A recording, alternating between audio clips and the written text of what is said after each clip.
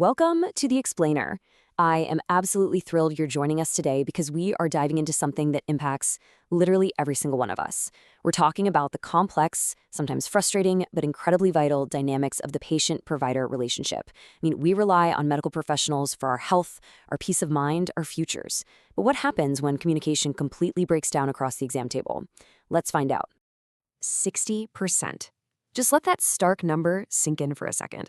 If you have ever walked out of a doctor's office feeling like you weren't truly heard, well, your lived experience is completely validated right out of the gate. Research shows that 60% of women report their healthcare providers do not adequately listen to their concerns. And look, this isn't just about a fleeting moment of frustration. There are real, tangible consequences here. When concerns go unheard, symptoms get missed, diagnoses are delayed, and patients end up spending so much unnecessary time and energy trying to resolve health issues that, honestly, could have been addressed during that very first visit. So here is our roadmap for today's explainer.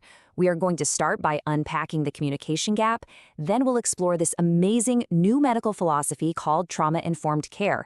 After that, we'll look at the provider's role, pivot to the patient's role in self-advocacy, and finally wrap up with how systemic barriers are being broken down.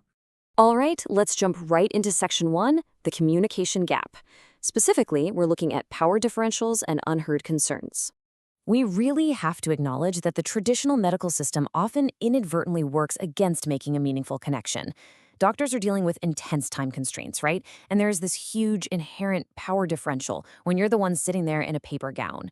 When you look at the specific barriers patients face in a standard consultation, which sometimes lasts barely 7 minutes, the data is pretty revealing. 70% of women feel their issues aren't fully addressed, and 65% say they literally just don't have enough time to express what they came in for in the first place. The nuance of the human experience is basically getting lost in the rush. Which brings us to Section 2, trauma-informed care, a new medical philosophy. The good news here is that modern medicine is actively adapting to solve these exact communication problems.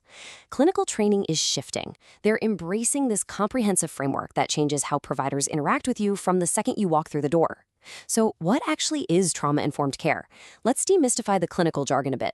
It is fundamentally a universal precautions approach, meaning providers approach all patients as if they may have experienced past trauma. They don't need to be trauma therapists, and they definitely don't force patients to disclose their pasts.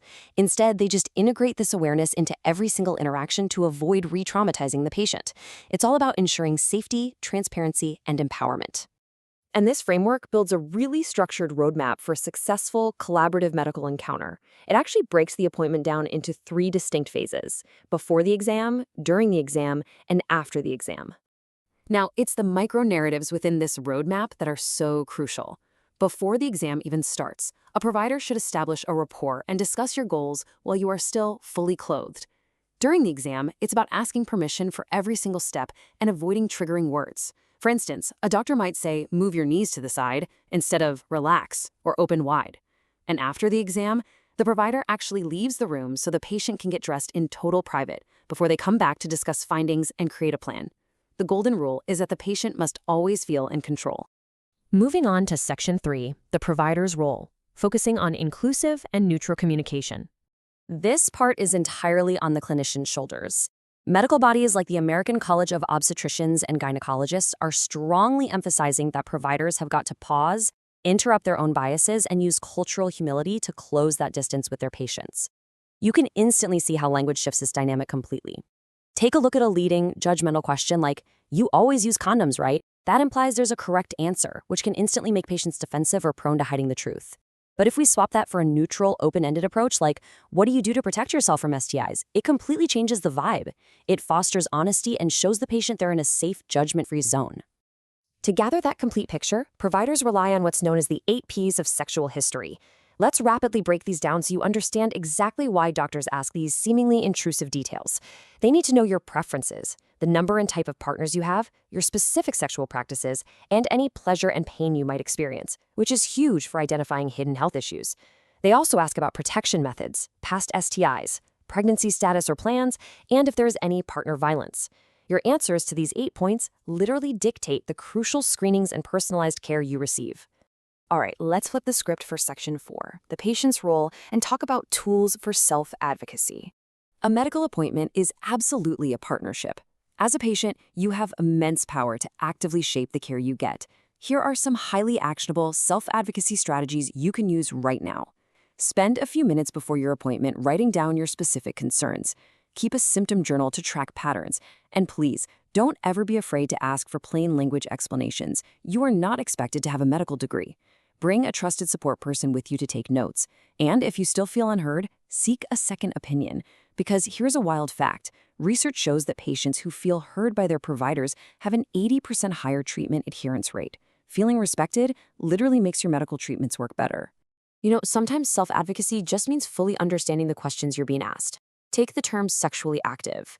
A lot of people aren't entirely sure what that actually means in a clinical setting. Medically speaking, it means intimate physical contact involving body parts that would normally be covered by a swimsuit. That includes anal, oral, or vaginal sex or sexual touching. Clarifying the specific definition really helps reduce the stigma and fear around answering truthfully, which ensures you get the exact vaccines and screenings you actually need. Finally, we arrive at Section 5, breaking down barriers, looking at access and external factors.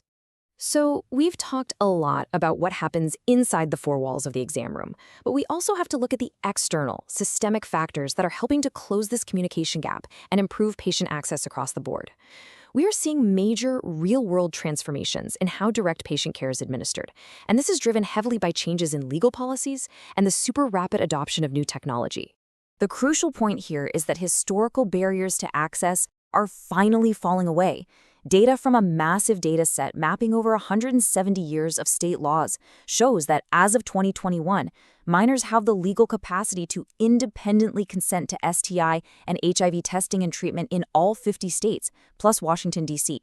This is massive because it ensures that vulnerable adolescent populations, who historically account for about half of new STIs, have confidential access to these absolutely essential services without needing guardian involvement. And technology is stepping up to bridge the gap too. Telehealth has absolutely surged. Currently, 76% of U.S. hospitals connect doctors and patients remotely. That is up from just 35% a decade ago. Telehealth offers some incredible advantages, like major cost savings, high convenience, and critically, access for rural patients. It allows for virtual visits, asynchronous data sharing where you can just shoot your doctor a message later, and even remote tracking for vital signs like blood pressure and weight right from your living room. We have covered a ton of ground today, right from the stark realities of the communication gap to the empowering, actionable tools of trauma-informed care and patient self-advocacy. So I want to leave you with one final provocative question to think about. How will you advocate for yourself at your next visit? You've got the roadmap now, and you understand your rights and your responsibilities. Take these tools, speak up, and actively reshape your very next healthcare experience. Thank you so much for joining me on this explainer, and keep learning.